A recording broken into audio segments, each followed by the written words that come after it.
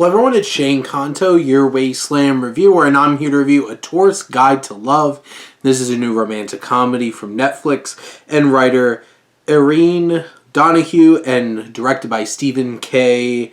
Sushida, and this focuses on a travel executive played by Rachel Lee Cook who goes to Vietnam to kind of like spy on this tour company, and her tour guide, played by Scott Lai, well, they hit it off. After she goes through a pretty humiliating breakup with her ex, who, played by Ben Feldman, who is just immature and disconnected and just not a great setup.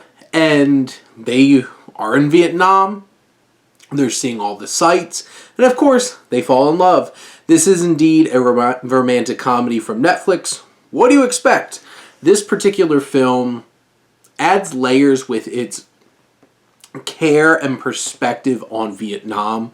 It really tries to live up that this is like a travel movie too. We get to feel like what Vietnam's really like and connecting with the culture, connecting with Lai's character Sin's family, and really getting that authentic experience. That's a positive. Cook and Lai, I think, have some real solid chemistry. You know, their characters aren't going through a complex arc here. It's pretty standard affair for rom-coms, and I think it works. You do have a fun group of people on this tour. Even if they don't get a ton of depth, you get some charming moments with them. Lai's character, Sin's grandmother, great. His cousin, great. You have a lot of fun with those characters. Our main character, played by Cook, is a little insufferable.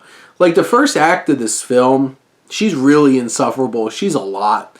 And her boyfriend is even worse, John, and just there's nothing redeemable about that character. And the film would have been better if it just let that go after the beginning. And then it forces him back into this story for conflict. There is enough conflict with some other elements of like her keeping a secret of who she really is and why she's there. That's enough conflict. Why bring this character back when he's insufferable? He just makes elements in the third act of the film worse. And that's a shame. And this film is appreciative of the location, of the culture, but in the end hits so many familiar beats. Doesn't do them in an interesting or dynamic way, and really tries to rely on the chemistry between our leads, which is solid. It's not great, and they're not great characters either. They're solid.